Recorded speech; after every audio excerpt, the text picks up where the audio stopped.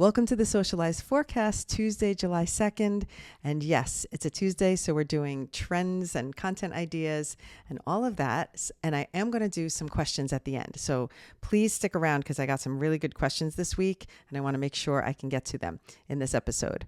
So before I start, I want to make sure you are aware that our next expert workshop will feature a talent agent who handles influencers. I am so excited about this. Joanna B. Voss is going to join us, and I'm going to have a lot of questions to ask her about what it takes to get an agent, who she takes on and why, what kinds of things the agent actually does for the talent. So I'm going to find out a lot personally. And if you join live, it's free to register. And if you join the session while we're recording it, it turns into a podcast later. But what's really nice about being at it live and in the moment is that you can get your questions answered because we go into the chat and we pull out questions so you can get your specific question answered if you are interested in this topic. So join us if you can and sign up. Again, it's free and it's in the newsletter today. If you are not getting the newsletter and you're listening to this podcast, go to hellosocialize.com and make sure you're subscribed so that you get links to everything that I'm talking about in the episode. The other thing I want to make sure to mention is that for some reason, the link to our creator roster that we're creating, it was working and we have signups, but then all of a sudden some people are saying the link wasn't working for them. So we're putting it in the newsletter again today. If you get the newsletter and you had trouble last week, please try the link today and let us know if it works. And if for some reason it's still not working, you can always reply to the email and I can email you the link directly. So do that if you're having trouble, but it should be working. And note that it might seem weird and it might come up that you have to put in your email before you can do the application. But that's because we're only offering this opportunity to our email subscribers. So you do have to put your email in first to verify that you're a subscriber, and then you will receive the form to sign up. All right. Yay. I just had a day. I was at Six Flags with my son for his birthday. And as of my recording of this, I just literally walked in from hours on my feet riding roller coasters. I don't even know. My head might be scrambled, so I'm going to do my best. I do love roller coasters, so I have no problem with it, but that's a lot of walking and it was a nice and steamy, it was a bit of a steamy day in the park. So that's where I'm coming from on a personal note, but we had a great birthday and Jonathan loved it. Okay, let's talk trends.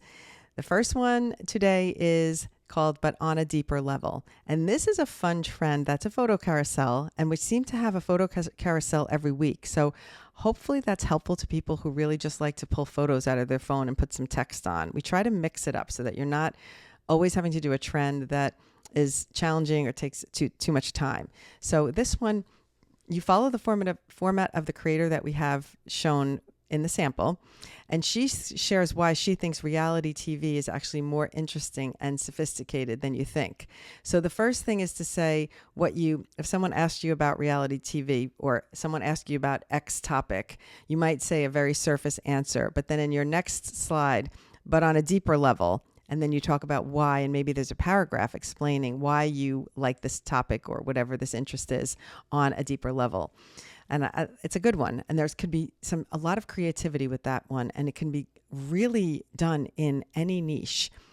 It's very, very versatile. I love when there's a trend that can work for anything, because a lot of times I'll see a trend and I'll think, oh, this doesn't work for me. But trends like this, they're very, very widespread. They can hit any topic. The next one is, this is funny. The next one is anything can be an album cover. And if you've been on TikTok or the Instagram Reels platforms for years, you will know that this is one that was trending years ago and it's back. And I like to watch this because now I feel that, yes, I've been around the block. I've seen it and it's back again.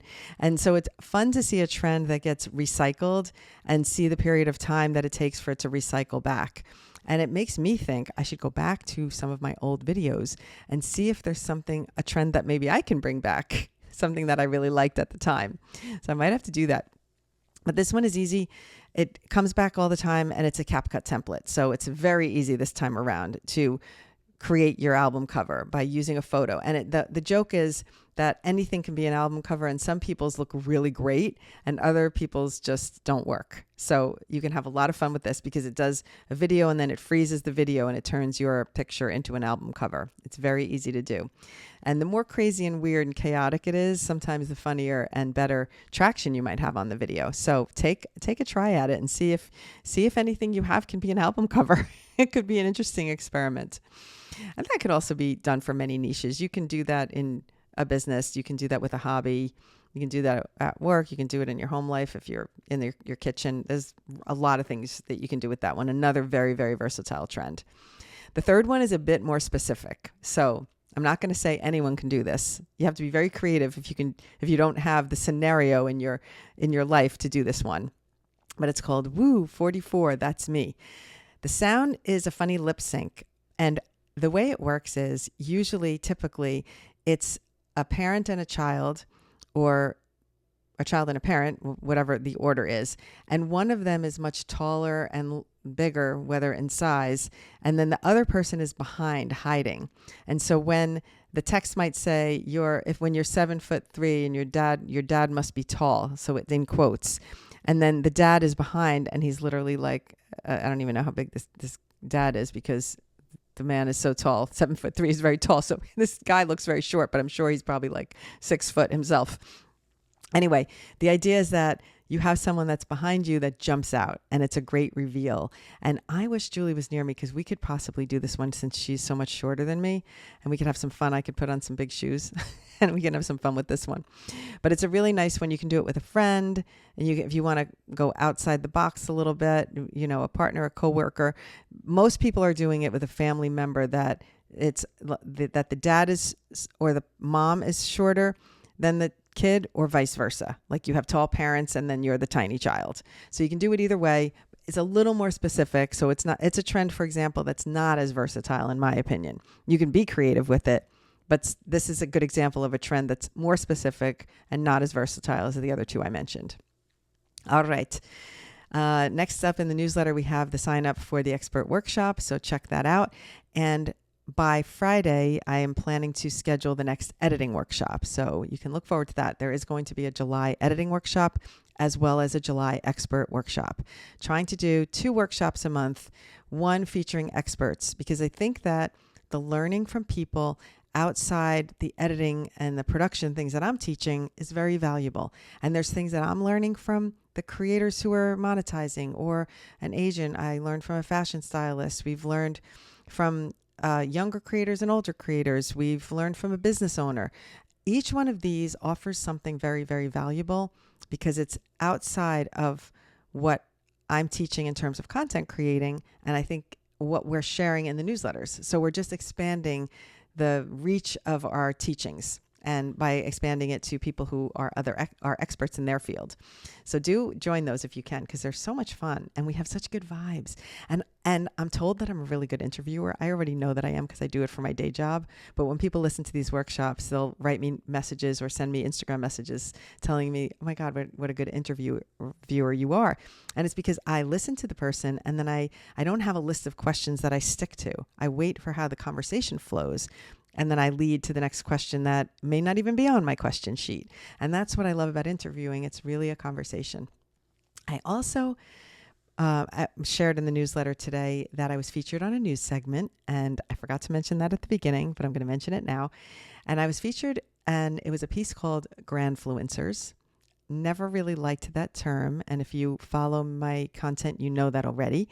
And I just did the tutorial, which is pushing something off the screen and then popping something else on the screen. And I used the word grandfluencer to push it off the screen and profluencer to put it on the screen, to at least suggest something else as a term for older, more experienced influencers that doesn't have such a negative connotation. In the news piece, I loved that the anchor who was in charge of the news piece, she didn't even like the word. And she said, grandfluencer, I don't know if I like that. And I thought, yes, this is my opportunity to vocalize how I feel about it. So I really enjoyed that interview because I felt that we both saw it a certain way, and we both felt a certain way about it, that it seems to have a negative vibe attached to it. And so She said, I think we need to reframe that. And I said, yes, we do. I've also asked her if she'll be on the podcast. Maybe I'll have an anchor on here soon enough, and we'll learn some things about anchoring the news and how that connects to social media. So I'm looking forward to hopefully convincing her to come on. I mentioned that the tutorial today is the sliding text. Why do I think this is important? 2 reasons. Because there are fun things you can do with text that look like you're sliding it off, but it's a quick cheat, and it's just timing the text so that it looks like it's popping off, and you can make very engaging little bits on your videos if you do things like this. If there is a word, grandfluencer, I'm getting rid of it. Profluencer, I'm bringing it in. So something like that. You might have something that's one of your products that you're featuring, like a new product. You can go like this, and you can make it appear to pop on the screen using hand gestures. It's really an engaging tool. And you don't have to use keyframes. You can do it simply with timing your text. So I explained this in the tutorial, and I also showed that if you want to move something slowly, the way to do that is with keyframes. So it's a double lesson. One is a more beginner lesson and one is more advanced, all in the same tutorial. So if you haven't seen it on TikTok or Instagram yet, you can check it out in the newsletter link. Now let's get to the original content ideas. Woo! So 4th of July is coming up in 2 days, and the holiday weekend is approaching here in the United States. Fun time to create videos about how you're spending your holiday weekend. And yes, it's very US friendly, but also people in other countries do enjoy seeing customs. I enjoy seeing customs in other countries. So of course, why wouldn't they enjoy seeing our customs? So maybe there's something fun that you do that's a tradition that you can share with your followers. Be creative and have fun.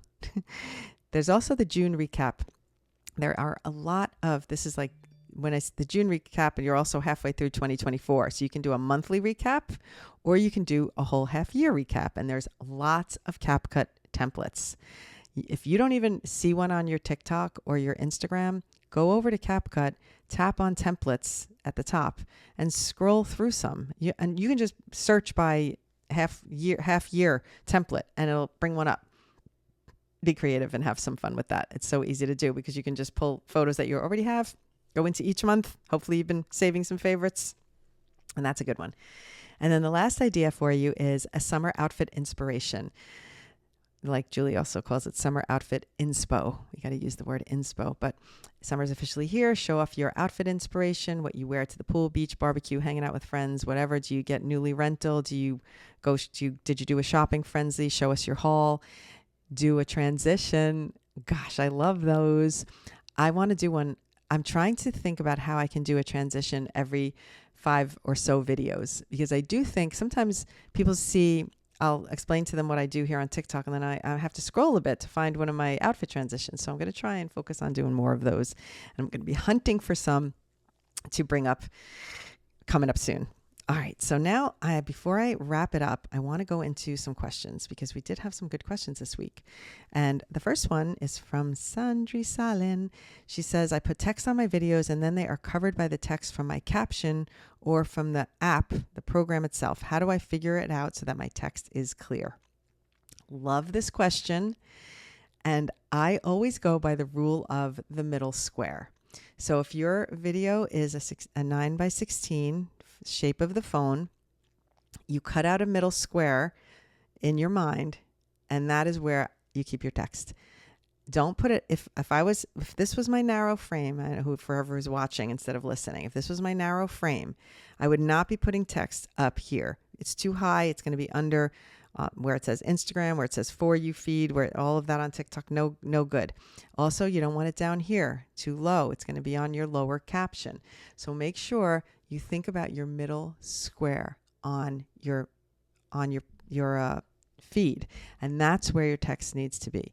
You can always err on the side of lower and smaller, lower from the top and smaller in size, or above the bottom and smaller in size. I have noticed that I might have my text a certain size, and then the minute I post it, it seems to have enlarged. So that's another reason why I say go smaller, because it seems to increase in size when you post it. I don't know why the app does that. Mostly TikTok does it. I didn't notice that as much on Instagram, but Instagram's a little tricky because it gives you guidelines when you slide the text and it kind of locks in. But if you put it in that lock spot, I drop it down even lower because I notice when I post it, and if I'm looking in feed at the videos, if I'm not full screen, some of it's sometimes chopped off. So err on the side of lower, middle square. You can always consider it safe there. It's totally fine to put it over your neck area, your face if you're speaking. It's okay to put it, sometimes I have it over like my eyebrow almost because I'm afraid to put it too high. So you're better off covering it on top of your face. Also, a lot of times people are looking at your face and they're not really even noticing things on the top or the bottom. So if the closer you have it to where they see your face, the better off you are at them reading it too. So it is a good idea to keep it down in that middle square and keep it tight in from the sides. Just go and you're going to be okay. Okay, next question was, okay, this is a long one, but it was about the opportunity for creators. I mentioned this in the beginning of this episode, where we're collecting creators who are interested in doing monetization opportunities, and we're creating a roster so that we can offer it to potential clients. And so if you want to get on that, apparently the link from last week wasn't working. So William Doug, I got your message and it's being put back into the newsletter today. So you can get that link today and you can get it again. Fantastic. Now the next and last question for today is it best to shoot a reel separately, one on Facebook and one on Instagram, or on Facebook and let it share to Instagram? So let me say this, VDC marketing. It depends on how you prefer to work. So if you are a Facebook heavy worker and that's really your focus of your business and you're getting most of your customers are there or most of your viewers are there or followers, then post to Facebook and then share to Insta. It's a very useful tool to share. It saves you time. It's the same thing as posting on both, in my opinion. Now, for me, I go the other way. I post on Instagram and I share to Facebook. And it doesn't change the engagement one bit, no matter which way you go, or doing that instead of creating a separate post for each. It's going to save you time. That's why they set it up. Instagram and Facebook, owned by the same company. Take advantage of the tool to save yourself time. So yes, it's great. Do it. Just click the little share button, the little share toggle, so that it shares directly. That way you don't have to keep typing your captions over.